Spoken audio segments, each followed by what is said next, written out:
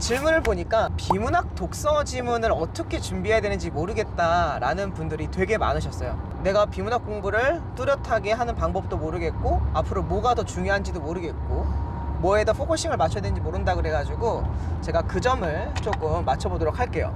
비문학 지문이 과거에 비해서 지문이 굉장히 좀 많이 짧아지고 있는 추세입니다. 더군다나 문학과 비문학의 경계도 많이 없어지고요, 지문은 짧아졌어요. 그런데 여전히 문제 수가 똑같아요. 여전히 15문제 정도, 실제로는 더 늘어났다고 봐도 부방합니다. 왜냐면은 합법과 작문 그리고 언어와 매체가 나뉘면서 이게 비문학과 문학의 골고루 몇 문제가 흩어졌거든요. 그래서 좀 더 많아졌다고 보는 게 좀 더 현실적이에요. 34문제가 되거든요, 문학과 비문학 합쳐서. 근데 지문의 길이는 그대로예요. 그 얘기는 다시 말하면 모든 지문마다 하나의 지문에 문제가 4-5문제가 나와요. 문단도, 지문에 관련된 문단도 4문단과 5문단으로 이렇게 나뉘게 됩니다. 그러면 우리가 이제 접근해 볼 생각은 뭐냐면 모든 문단별로 다 내가 주제와 키워드와 내용을 알고 있어야 문제 풀기 용이하다는 결론이 나옵니다. 근데 우리 아이들의 독서법은 되게 재밌게도 글을 읽다 보면 앞부분을 잊어버려요. 한 절반쯤 읽고 있으면 내가 앞부분에 뭘 읽었었지? 내가 지금 읽고 있는 애 맞나? 그러면서 계속 내용에만 집착하다 보니까 본질을 많이 놓치는 경우가 많습니다.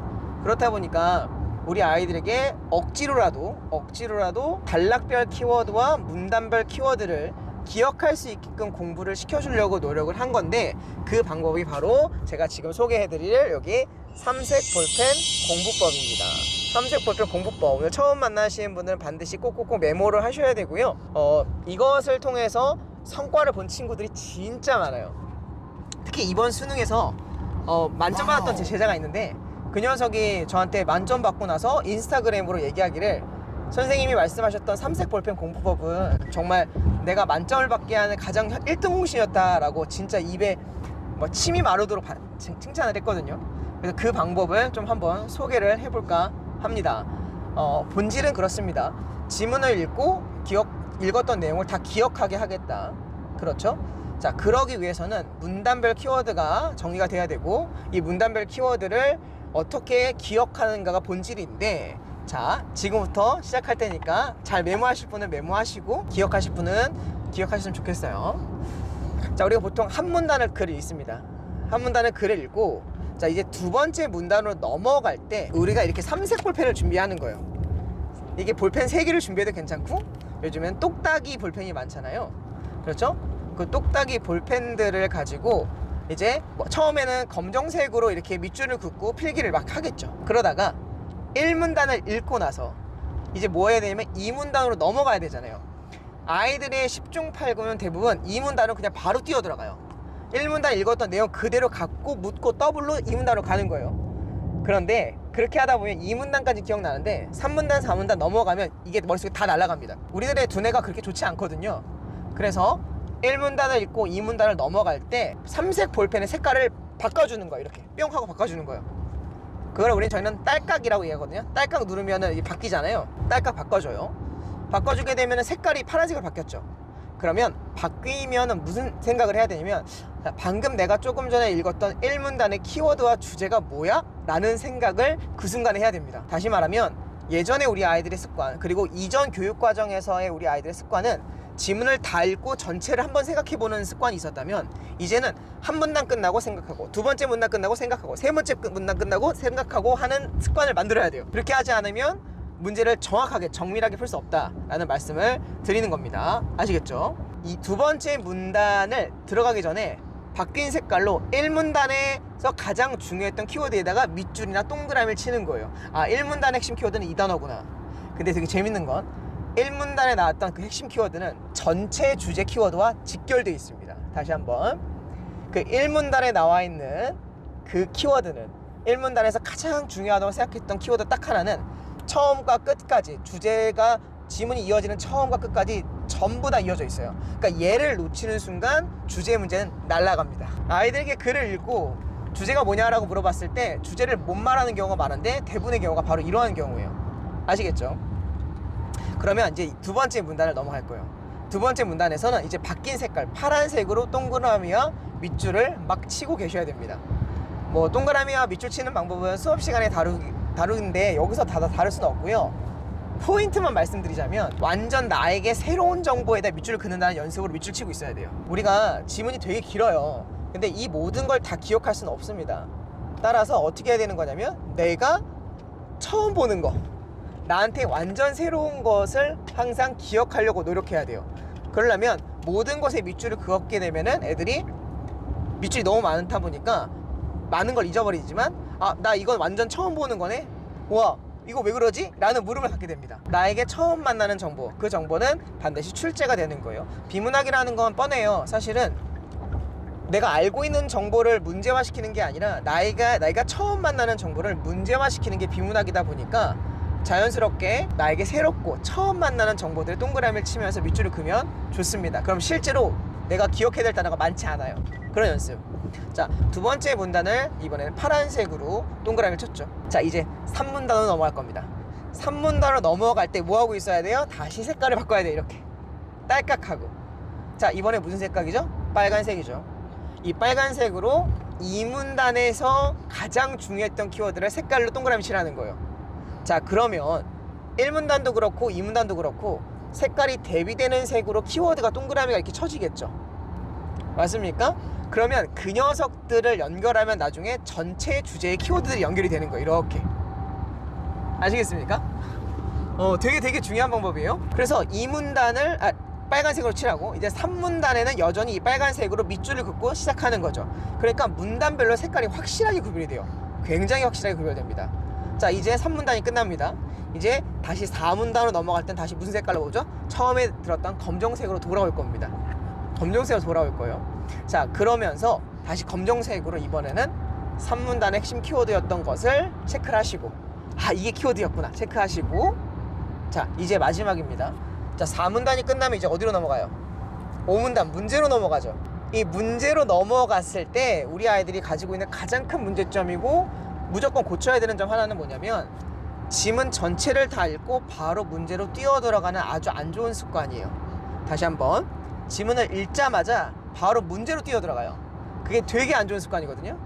지금 아이들의 심리 되게 간단해요. 내가 읽은 걸 까먹지 않겠다, 그러니까 나는 반드시 기억하겠다 라는 심리로 다음 거를 바로 문제로 뛰어들어가는데, 그러지 말고 마지막 검정색으로 하고 다시 한번 색깔을 바꿔줍니다. 딸깍하고 나서, 딸깍을 하고 나서 뭐 하는 거예요? 지문 전체의 주제가 뭐였는지 10초만 생각해 보는 겁니다. 다시 한번, 지문 전체의 주제가 뭐였는지 10초만 생각해 보는 거예요. 그렇게 되면은 이 글이 전체가 주제가 뭐였구나 라는 생각을 알게 되고, 문제를 풀 때마다 그 주제를 계속 떠올리고 있어야 돼요. 다시 한번, 문제를 풀 때마다 그 주제를 계속 떠올리고 있어야 한다가 정말 중요한 포인트입니다. 아이들은 지문을 조금 전에 읽다가 이제 문제를 푸는데, 문제를 풀면서 내가 뭘 읽었는지를 잊어버려요. 주제를 놓치고 그냥 문제를 빨리 풀고 있어요. 아무런 관련이 없다라고 생각을 하고요. 근데 사실은 모든 문제가 5문제가 딸려있든 4문제가 딸려있든 그 녀석은 결국에는 뭐랑 연결되어 있냐면은 주제와 연결되어 있잖아요. 그렇죠? 좋은 글이니까. 그럴 수밖에 없는 구조예요. 그래서 계속 잊지 말고 거의 한 문제별로 이걸 주제가 뭐였지를 계속 생각하면서 글을 읽는 연습을 해야 됩니다. 아시겠죠? 그래서 문제를 많이 푸는 거는 되게 중요하지 않아요. 사실 뭐 가끔 이제 아이들이 비문학을 공부하겠다라고 매산비 매산문을 막 엄청나게 많이 풀어요. 막 하루에 막 10개씩 푸는 애들도 있는데, 그렇게 풀면은 소화를 하지 못합니다.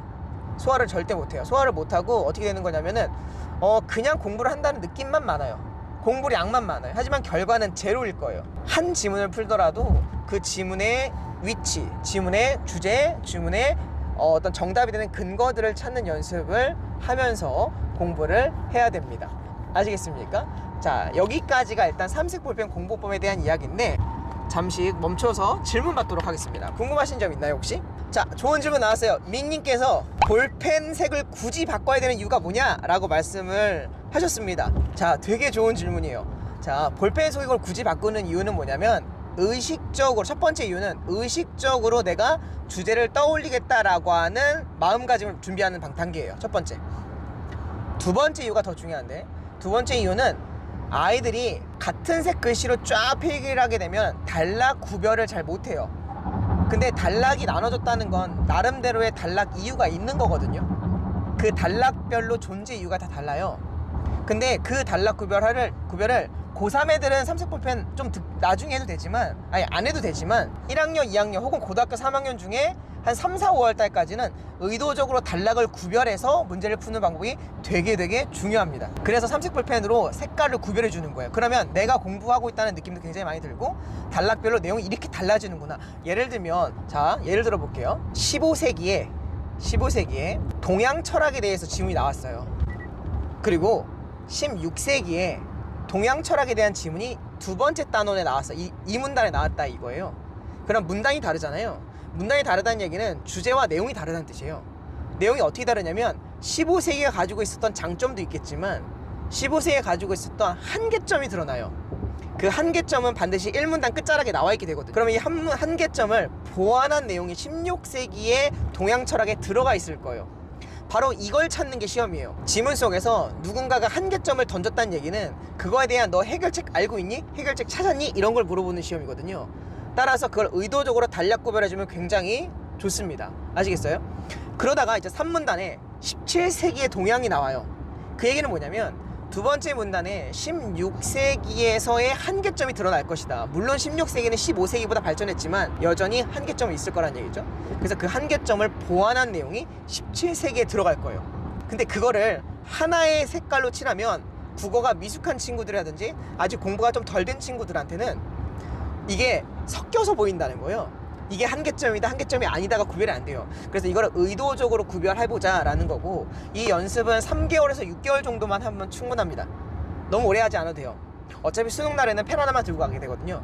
그래서 그런 이유가 있으니까 꼭 실행해 주시면 좋을 것 같습니다. 세 번째 문단으로 넘어가서 왜 이 문단 키워드에 빨간색을 긋냐면요, 문단이 바뀔 때 색깔은 바뀌고 바뀐 색으로 이 문단에 표시를 하게 되면 이 문단의 색과 이 문단의 색이 두 가지 색으로 드러나겠죠. 원래 쳤던 색깔과 새로 바뀐 색깔. 그러니까 대비가 되니까 키워드가 눈에 확 보이는 거예요. 단락별 키워드는 사실 두세 개가 될 수도 있어요. 하지만 주로 한두 개만 쳐도 충분할 것 같습니다. 지금 고2인데 이 방법 언제 끝나냐면요, 저는 고3 학생들한테도 이야기를 합니다. 그리고 고3 한 4월 달까지는 반드시 이 방법을 꼭 쓰라고 이야기를 해요. 시간이 너무 많이 소요가 되지 않을까 걱정하시는데 아니에요. 오히려 시간이 훨씬 줄어듭니다.